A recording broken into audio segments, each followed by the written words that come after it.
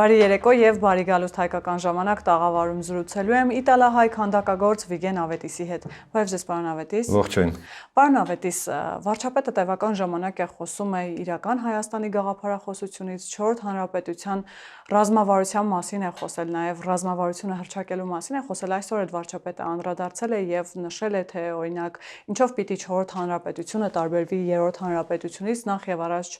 դա խաղաղության կոմպոնենտն է այն, որ 4 հանրապետությունը իրեն դիրքավորում է խաղաղության դիրքից եւ այսպես շարունակ սահմանադրական փոփոխությունները։ Դուք գիտեք, որ հասարակության որոշ շրջանակների մոտ, այդ թվում նաեւ ընդդիմադիր որոշ զանգված շատ քննադատում է թե 4 հանրապետության գաղափարը, թե իրական Հայաստանի գաղափարը։ Ինձ հետաքրքիր է ձեր դիրքորոշումը այս առումով ինչպիսին է։ Շատ հետաքրքիր հարց է, արդիական, որի մեջ մենք բոլորս ապրում ենք եւ իրոք դա արագ լուծման կարիք ունի։ Այսպեսի մի բան ասեմ։ Մենք արեցինք Թավշյա հեղափոխություն։ Այսինքն Թավշյա հեղափոխությունը ինչ էր։ Քայլ արա մերժի Սերժին։ Մենք մեր քայլը արեցինք, մերժեցինք Սերժին։ Այդ ժամանակ շատ քիչ էինք ծանոթ նաեւ այսօրվա վարչապետ Նիկոլ Փաշինյանին որպես քաղաքական գործիչ։ Այսինքն քաղաքական գործիչ մենք չենք ընտրել, մենք ընտրել ենք Սերժից հեռանալու, այսինքն այդ այն համակարգը, որը Քոչարյան եւ Սերժը ստեղծել էին, ժողովուրդը, հայ ժողովուրդը որոշեց, որ հերիք եղավ, բոլ եղավ։ Էլ չենք ուզում ապրենք այս իրավիճակում եւ ընտրեցինք այլ ընտրանք, այդ պահին այլ ընտրանքը քաղաքացիական պայմանագիրը Նիկոլ Փաշինյանի ղեկավարությամբ։ Հետո եկավ երկրորդ փուլը, շատ ծանր ժամանակներով անցանք պանդեմիաներ եւ պատերազմը, միաժամանակ անցանք ամենածանր պահը։ Երկրորդ անգամ նորից ընտրվեց, չէ, արդեն որպես էլի մերժելով անցյալներին։ Հիմա եկել է պահը, այ 26 թվականին իրական ընտրություն կլինի քաղաքական ուժի, որը որ այս քաղաքական ուժը արդեն առաջարկում է 4-րդ հանրապետություն, չէ՞։ Եվ Փաշինյանը հասավ իր խոստումին խաղաղությունը, դա խաղաղությունն էր։ Հիմա սկսվում է արդեն նոր առաջընթաց, իրական առաջընթաց։ Մինչև հիմա, ասենց գիտեք, ոնց որ լողանում ենք, բան ենք, անհանում ենք իրավիճակից։ Հիմա եկել է իրական պետություն հասկացողությունը։ Ես կարծում եմ, հիմա պետքա լինի այդ հեղափոխություններից հետո, այդ փոփոխություններից հետո պետքա լինի մշակութային հեղափոխություն։ Մենք պետքա մշակույթը, նոր մշակույթ ընկալելու եւ շարունակելու, ապրեցնելու այդ մշակույթը պիտի սկսվի։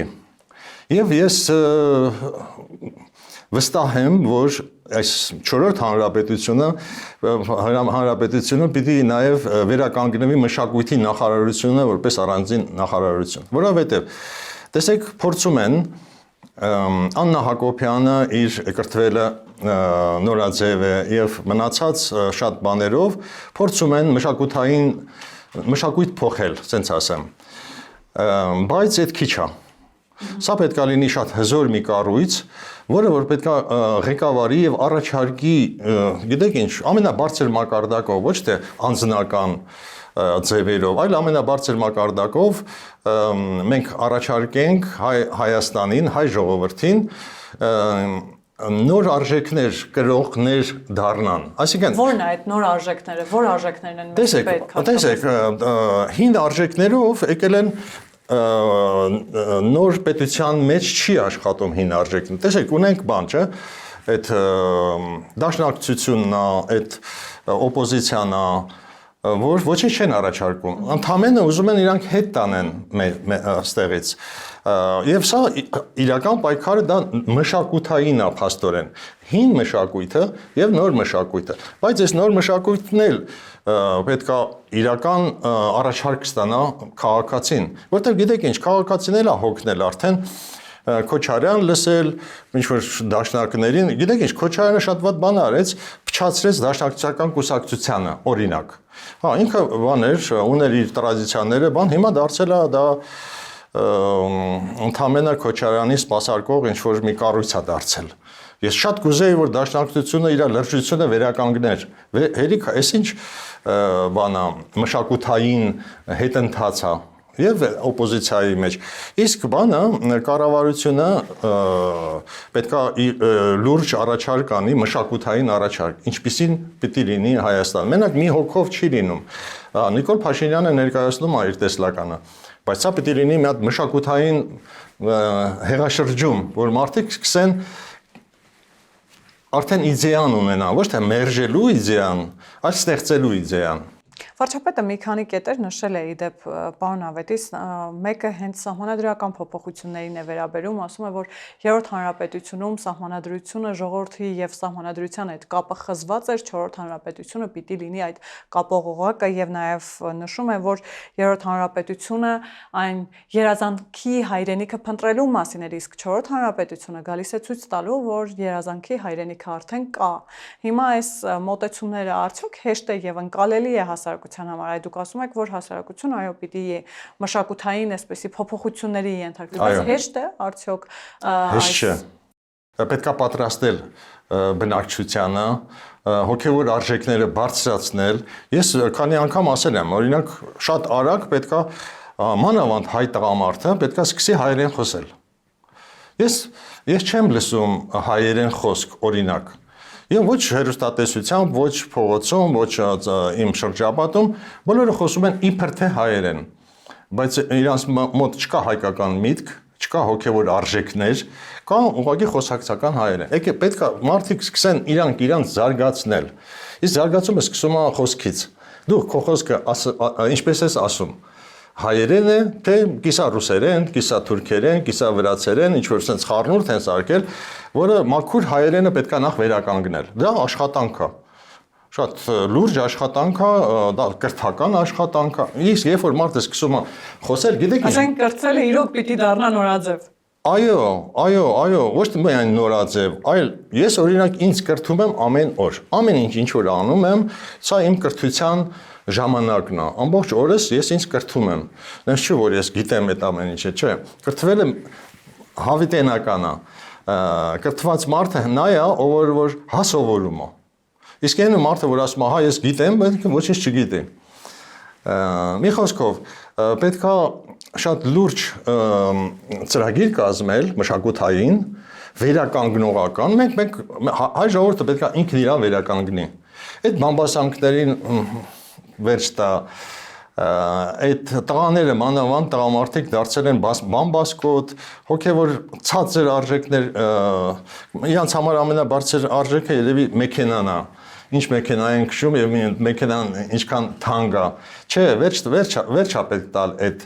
մոտեցմանը կյանքին, որովհետեւ այդտեղ չկա հայկականություն։ Հայը ինչով է տարբերվում թուրքից։ Արժեքներով, երբ որ վատ մարդ է, ինքը գնում է, ասենք, նայեք, ռաբիս լսելու, հայհոյելու, հայերեն չիմանալու,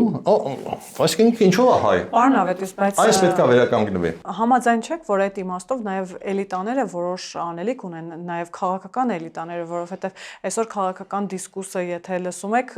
վստահ եմ լսել եք այդ խոսույթը, թուրք կապիտուլյանտ, դավաճան, մեղադրանքներ, հայհոյանքներ, ազգային ժողովի ամբիոնից մենք Հա, որովհետև իրանք գիտեք ինչ ով է ում թուրք ասում, թուրքն է ասում։ Նայեք, մեկը մյուսին որ ասում է դու հիվանդ ես, չէ, գնա բուժվի։ Դա նշանակում է, որ ինքն է արդեն, ասողն է արդեն հիվանդ։ Հասկանում ես, ինքը իր ներքին իրավիճակն է քեզ թելադրում։ Որովհետև նորմալ շփման մեջ ոչ ոք իրավունք չունի մյուսին ասի հիվանդ կամ թուրք կամ բան, այսինքն նրանք ովքեր մեղադրում են, իրանք այդպիսին են։ Միշտ հիշեք, ով որ ձեզ մեղադրում է ինչ-որ բանում, ինքը դրա կրողն է։ Ինքը եթե ներ բարձր արժեքների կրող, երբեք նման արտահայտություն իրան թույլ չէր տա։ Օրինակ ես ոչ մի լեզվով հայոյանք չեմ օգտագործում իմ խոսակցականի մեջ։ Ես լրիվ հանել եմ, դա չի կարելի։ Այն էլ ասեմ ձեզ, ամեն մի հայոյանք, ամեն մի մարդու հենց մի հատ հայոյանք տվեցիր կամ վատ միտք ունեցար, ասենք 10 կիլոմետրով քեզ հեռացնում է Աստծուց։ Աստված նշանակում է գեղեցիկ, ճշմարիտ, բարի։ Իսկ եթե դու քո խոսքի մեջ օգտագործում ես չար մտքեր, եւ այդ չար մտքերը չար լեզվով արտահայտում ես, Դա նշանակում է դու կորած մարդ ես, դու հիվանդանում է մարդու հոգին։ Հիմա մեր քաղաքական դիսկուրսը Հիվանդացած է, պետք է առողջանա։ Եվ երկրորդ բանը, ես պահանջս եմ ուզում ասեմ ձեր եթերից, ես շատ խնդրում եմ քաղաքական էլիտային, ոնց որ դուք ասեցիք, քաղաքական գործիչներին, շատ ուշադիր լինեն, հեսա ընտրություններ են, չէ՞, սկսվելու։ Շատ ուշադիր լինեն, որ բան անեն, փորձեն հերու պահեն, ասենք թաղային հեղինակություններին քաղաքական դաշտից։ Տեսեք ինչ ա լինում, երբ որ քաղաքական հեղինակությանը ու այդ հեշտ է, քաղաքական քրեական հեղինակություն ունեցող քաղաքացիները ընդհանրապես մեծ շրջապատ են ունենում, չէ՞։ Հա, ինչ է կատարում, այդ քաղաքական գործիչները օգտագործում են ձայն բերելու վատ տրադիցիան, որ ասում են գնա քո ընկերներից բան ինքն էլ դե հեղինակություն ունեն, այնտեղ ասում է գնում ենք սրան ընտրենք, գնում ենք նրան ընտրենք եւ արվում է դա։ Պարոն Ավետիս, իսկ մեր իրականությունում բոլոր ղեկավարներն են իմացել, թե ինչ է իշխանությունը եւ կամ ինչ է պետությունը, անկախությունը, վերջին շրջանում դուք էլ լսած կլինեք, բազմիցս լսում ենք արտահայտություններ, որ Հայաստանը պիտի Ռուսաստանի հետ միութենական կազմ մտնի, Հայաստանը պիտի իրեն փրկելու համար, այսպես ասած, միություն կազմի Ռուսաստանի հետ, սա խոսում է Գյումրու քաղաքապետ Վարդան Ղուկասյանը, բայց նման հայտարարություններ մենք նաև լսել ենք Ռոբերտ Քոչարյանից։ Հիմա մենք կարող ենք ասել, որ մենք մեր բոլոր ղեկավարները իմացել են, թե ինչ ասել է իշխանություն եւ ինչ ասել է անկախություն պետություն։ Շատ լավ իմացել են, օրինակ այդ Գյումրու քաղաքապետը անունը չեմ ուզում տամ, որովհետեւ այդեն հենց այն բանն է, մշակույթ կրողներն են, որից որ 4-րդ հանրապետությունը պիտի ազատվի։ Մենք չենք կարող ասել 4-րդ հանրապետության մեջ ենք ապրում եւ բերենք այդ մշակույթ կրողներին։ Այսինքն մարդիկ,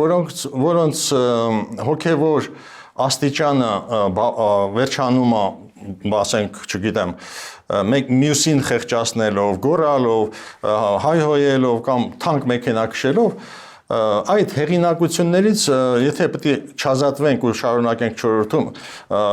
այդ նույն մշակույթով շատ դրա համար եմ օրինակ տեսեք ես այս խոսակցությունը չէի ունենա 5 տարի առաջ 10 տարի առաջ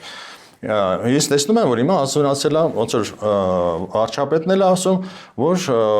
մենք արդեն մտնում ենք 4-րդ հանրապետություն հա ու ինչով ես մտնում 4-րդ ես չեմ ուզում էլի նույն այդ մշակույթը գրող այդ Սովետում լավ էր, ռուսը լավ էր, բաներ, այդ մշակույթ է դա մարդիկ չեն։ Դրանք դա մի հատ մեծ մշակույթ է, որի կրողներին ընդհանրապես պետք է արգելել մանավանդ նրանք ովքեր որ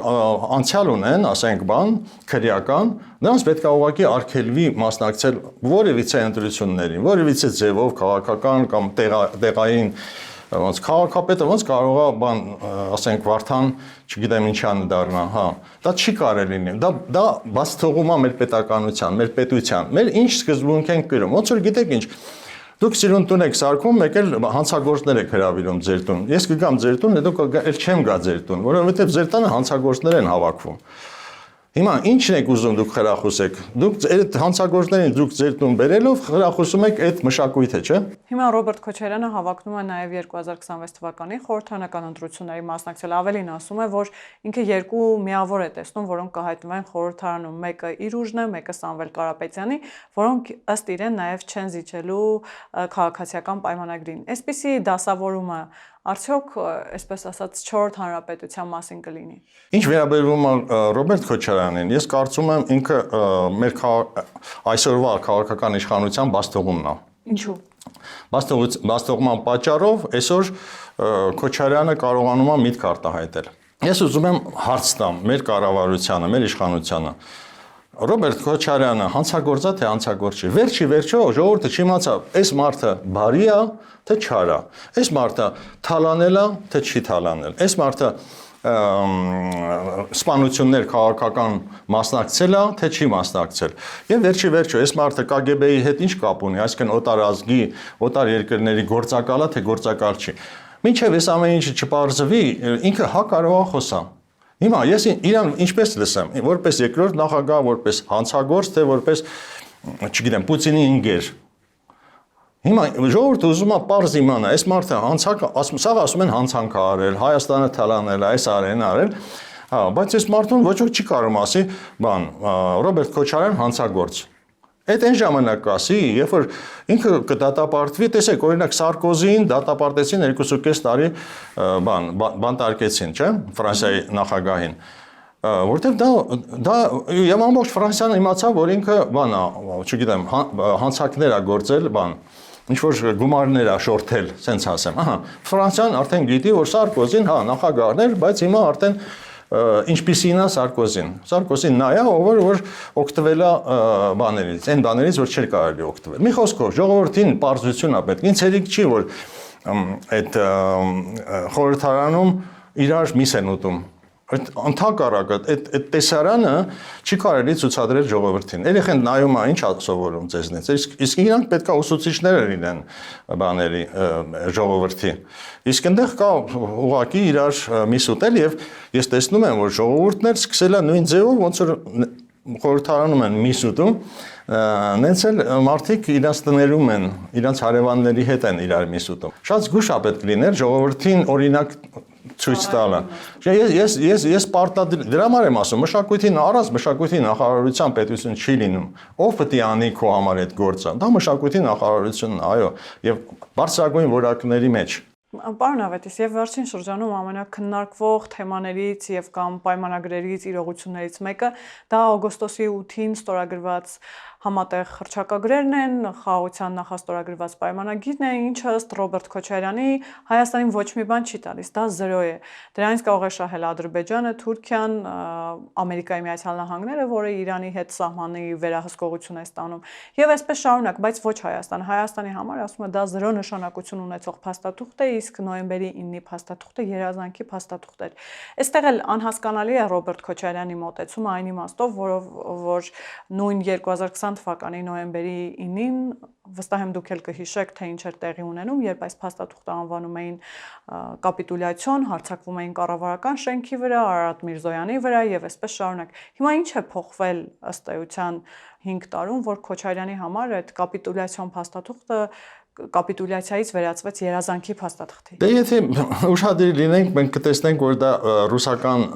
նարատիվն է, որ իհարկե ռուսները հոգեվարքի մեջ մտան, որ ոչ թե իրանք կառավարեցին եւ կազմակերպեցին խաղաղության պայմանագիրը, այլ Ամերիկայի Միացյալ Նահանգները Թրամփի գլխավորությամբ։ Իսկ Քոչարյանը դա իր գործն է անում, ընդամենը ինքը չի կարող ուրիշ բան խոսա,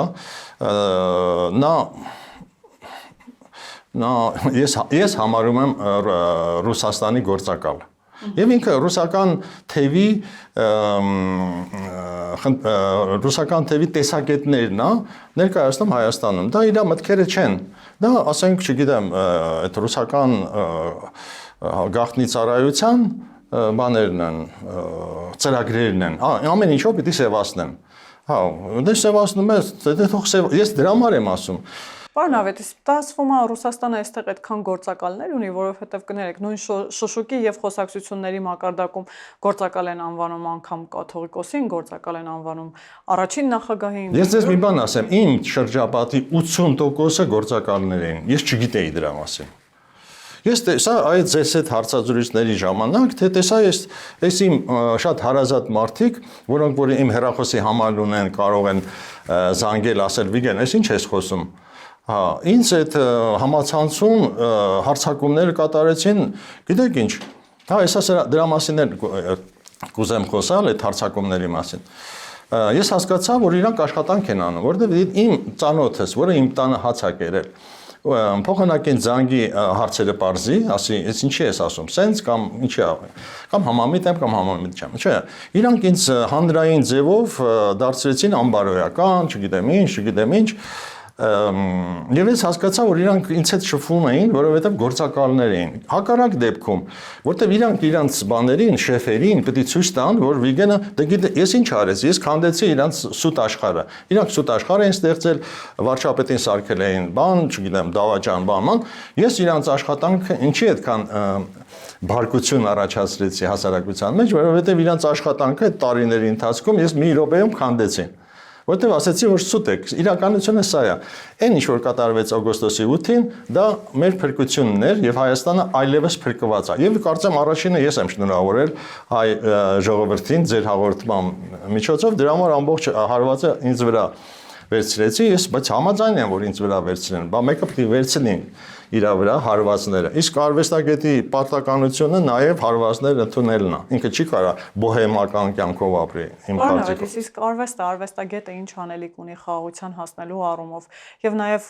կրկին ուզում եմ անդրադառնանք, բա ինչու անհամաձայնություն ունեն բոլոր նախագահները խաղաղության հետ, կռիվ են տալիս, այսպես ասած։ Բոլոր նախագահները կռիվներ չեն տալիս, այդ Քոչարյանն է, որ ինքը նախագահ չի։ Ինքը ինձ եւ ձեր նման սովորական քաղաքացի է, ուղղակի մի քիչ հարուստ է մեզանից ինքը, բանով, գումարով, բայց շատ աղքատ է հոգով։ Այվ հայերեն խոսալ չգիտե։ Էլի եմ կրկնում, իրանք տանում են առաջ ռուսական բաները։ Ոնց որ ասենք, ինչ է, Սիմոնյաններ, բաներ, այդ նույնն էլ Քոչարյանն է, ինչով է տարբերվում այդ Սիմոնյանից։ Եվ ասեմ ձեզ, այնց ոնց որ մահացավ իր ամուսինը, այդ սա վատ մարդիկ շատ շուտ են մահանալու։ Ես ինձ վրա էլ կարամ ասեմ, այն մարդիկ, ովքեր ինձ սուտ մեղադրում են, շատ մեծ խնդիրներ են ունենալու։ Որովհետև ճշմարիտի դեմ, ով որ գնում է հենց աստծո պատիժներ ստանում է։ Զգուշ եղեք։ Պարոն Ավետիս, շատ է խոսվում այն մասին, որ 2026 թվականի ընտրությունները Հայաստանի համար շատ վճռորոշ են, ճակատագրական են։ Նախ դուք համաձայն եք այդ ձևակերպումների հետ, թե ոչ, եւ եթե վճռորոշ են, ապա ինչու։ Որովհետեւ Հայաստանը ունի երկու ուղղություն այլևս զարգանալու եւ կամ ոչնչանալու։ Հա Այդ բանը Քոչարյանի ուղին, այս վերջերս էլ լսեցի են Վանեցյանի հետ միացել է Սամվել Բաբայանը։ Հա, այդ մարդը ինչ ասեմ, շատ տխուր բաներ են, իրականություն է կատարում եւ ավելի վատ բաներ են կատարվելու։ Քան սա էր։ Ինձ համար էլ է շոկային, որ տեսա այս մարդը, որ իրանք ինչ ասեմ, ծաղրացումներ են ուրեմն։ Եթե դու արժեքներս բանանում, ներկայացնում եւ դրա պահապանն ես ներկայանում ժողովրդին, համակել հանկարծ մի հատ չեկիստի հետ դու միանում ես, այսինքն դե չեկիստն էլ Սերժի հետ է կարծեմ, չէ՞։ Այսինքն այն Սերժը, որ քեզ նստացրել է բանդ, ու դու միանում ես Սերժին, այսինքն այստեղ ուր է սկզբունքները, չէ՞։ Իսկ ես եւ ամբողջ ժողովուրդը սպասում է սկզբունքային հաղթանակների, ոչ թե առևտրի, սրանք առևտրականներ են։ Այս այդ մշակութային հեղափոխությունը հենց դրա համար պետք է արվի։ Պարոն Ավետիս, եւ նաեւ Սերժ Սարգսյանը Ռոբերտ Քոչարյանի ասուլիսից հետո անմիջապես հայտարարությամբ հանդես եկավ, նախ ասաց, որ ժամանակ չի գտել, որպեսզի լսի ասուլիսը եւ արձագանքի դրան, բայց Սարգսյանը նաեւ պնդում է, որ Արցախի հարցը, ինչպես այս իշխանություններն են ասում, փակված է, իր համար փակված չէ, իր ուժի համար փակված չէ, եւ իրենք էլ կրկին այդ խոստումը տալիս են, որ գալով Արցախի հարցը եւ արցախցիների վերադարձի հարցը ակտուալ են պահելու։ Արցախի հարցը արդյոք այս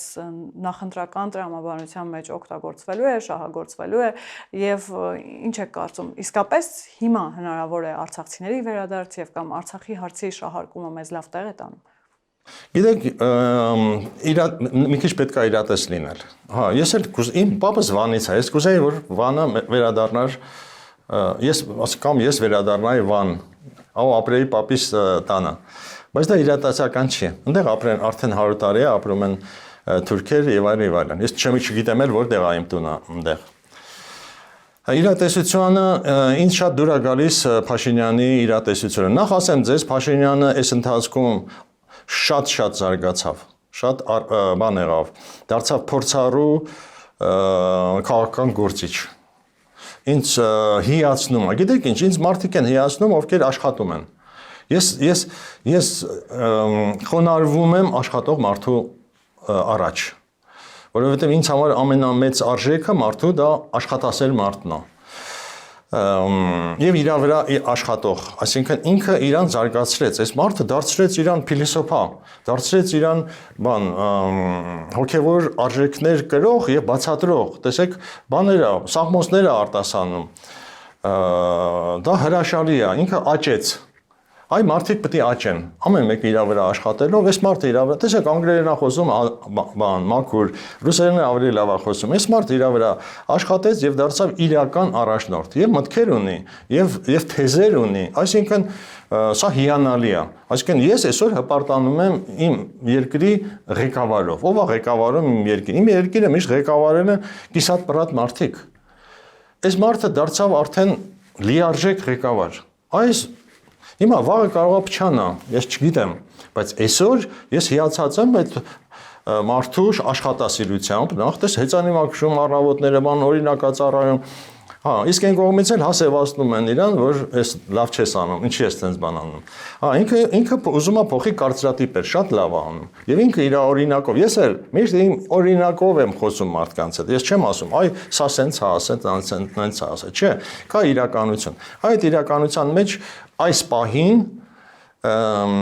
իրական չի արցախցիների վերադարձը հարցը։ Օրինակ ես անցած անգամ տեսա, չգիտեմ ճիշտ է թե չէ, Ադրբեջանը կառուցել էր բան, համակենտրոնացման ճամբար, որ հայ բնակչությանը պետքա, եթե դուրս չգային, պետքա տեղափոխել այնտեղ սովամահարներ, օրինակ։ Այդ կառույցները կան այսօր իմիջիայլոց, գաղտնի կառույցներ են։ Ես չգիտեմ ինչ կլիներ, որ դուրս չգային։ Ես չգիտեմ ինչ կլիներ, որ հիմա ինչ որ իրականությունը սա է։ Մենք դուրս ենք եկել այնտեղից, չենք կռվել, կամ վատ ենք կռվել, կամ դավաճանությունն է եղել, էս ա եղել, այն ա եղել, հա, այդ հիմա եկեք չմեղադրենք ոչ մեկին, ես չեմ ուզում մեղադրեմ ոչ մեկին, ես ուզում եմ այսօրվա ելքը գտնեմ։ Ես ընդհանրապես երբ փնտրող եմ, ինչ Վանեցյանը պետքա բանտում լիներ։ Ախր եթե ինքը չեկիստ է, ինքը պետք է իմանա դավաճան չեկիստը երկրից դուրս գալու իրավունք չունի, եթե չի նստում բանտ։ Ինքը եղել է բան, չէ, ասենք KGB-ի շեֆներ, sense ասեմ, չգիտեմ, ԱԱՑ-ի բաններ, տնօրեններ, հա, ԱԱՑ-ի տնօրենը չի կարա դուրս գա ու դառնա օպոզիցիա։ Այսինքն ինքը գիտի ամբողջ գաղտնիքները պետական ու այդ պետական գաղտնիքները իրապետության դեմ գործածում։ Ինքը պետքա առնվազն Հայաստանից դուրս գալու սահմանափակում ունենար եւ իր վրա պետքա դավաճանի պիտակ դուրս գալու թե չգալու։ Ինքը դուրս իրան չպետք է թողնեն դուրս գա, որտեղ նա տիրապետում է գաղտնիքներին։ Եվ իր վրա պետք է պիտակ լիներ դավաճանը։ Ինքը դավաճանեց իրան վերադասին։ Ինքն էր պատասխանատուն, չէ, մեր կառավարության անվտանգության։ Ու կառավարության անվտանգության պատասխանատուն դուրս է գալիս կառավարության դեմ։ Այդ ի՞նչ է։ Այդ նույն բանն է, ոնց որ եկեղեցին դուրս եկավ կառավարության դեմ։ Չէ, եկեղեցին պիտի պաշտպանը լինի բոլոր հարցերում պետության աջակցող պիտի լինի։ Լսի, հիմա դուք հայրենասեր եք թե դավաճան։ Այս էլ պետք է հասկանանք, ինչ է նշանակում հայրենասեր, ինչ է նշանակում դավաճան։ Եվ պարոն Ավետիս, ամեն դեպքում հարցից չպատասխանեցիք, թե մշակույթը եւ արվեստագետը ինչ դեր կարող են ունենալ խաղաղության հասնելու առումով եւ նաեւ սահմանների բացումը ասես կարեւոր է թե չէ, որովհետեւ սա էլ շատ հաճախ թիրախավորվում է, ասում են, որ ինչպես կարելի է սահմանների բացման գնալ Ադրբեջանի հետ եւ կամ դա շատ բացասական քողի ներքո են ներկայացնում նույն Թուրքիայի հետ սահմանների բացվելը։ Գիտեք ով է վախենում սահմանները բացելուց, մեղավորները։ Այդ նույն բանը գողական աշխարհը, այսինքն հանցավոր աշխարհը վախենում է Երևանից։ Ինքանք պետք է թաքուն լինեն, պետք է մութ լինի, ոչ ոք չտան որ թալանեն։ Հա, իսկ ով է բացվում, ով որ վախենալու ոչինչ չունի։ Եվ թաքցնելու ոչինչ չունի։ Այդ եմ ասում, որ պետք է նախ մշակութային հեղափոխություն լինի ներքին հայերի մեջ։ Մեր քաղաքացիները պիտի պատրաստ լինեն բաց սահմանների։ Հիմա միգուցե եւ ինչ որ մասը պատրաստ չի դեռ, որտեղ իրան չի զգում վստահ։ Հիմա պետքա դրա համար եմ ասում էլի, մշակույթի նախարարություն, որը կտա վստահություն քո մշակույթին, քո խոսքին, քո խոսելաձևին, քո մտքին։ Մշակութային գործիչներն էլ պիտի փորձեն աջակցել մարդու մտածելակերպին նորացմանը։ Հա, մենք պետք է բոլորս նորանանք, այո, հիմա մենք ապրում ենք ուրիշ Հայաստանում, պիտի էլը չկա, հիմա պետք է աշխատավարձով աշխատող քաղաքական գործիչներ լինեն, այդքան բան, այսինքն այն ժամանակ քաղաքական գործիչ էին դառնում, որպեսզի օգտվեն լափամանից, հիմա պետք է դառնան նրանք, ովքեր որ պիտի կառուցեն երկիրը։ Եվ այլևս հետ չի գնալու Հայաստանը, ոնց որ Նիկոլ Փաշինյանն ասում, հետադարձ ճանապարհ չկա։ Եվ պարոն Ավետիս, քանի որ ընտրություններից խոսեցինք, ինչ է կարծում առհասարակ արտաքին ուժերի երկրների, մասնավորապես նույն Ռուսաստանի մասնակցությունը եւ կամ ազդեցությունը լինելու է, դուք հիմա տեսնում եք նման ազդակներ, քանի որ մենք տեսանք Մոլդովայի օրինակ վերջերս։ Հայաստանում ինչ իրավիճակ է լինելու, արդյոք սпасել Ռուսաստանի մասնակցությանը եւ կամ ազդեցությանը եւ ինչպես նաեւ հակազդել դրան։ Տեսեք, Ռուսաստանը դա մի պարաված բան է, չգիտեմ, կախարդ կին է ասենց ինձ համար, ինքը ուրիշ ձև չունի։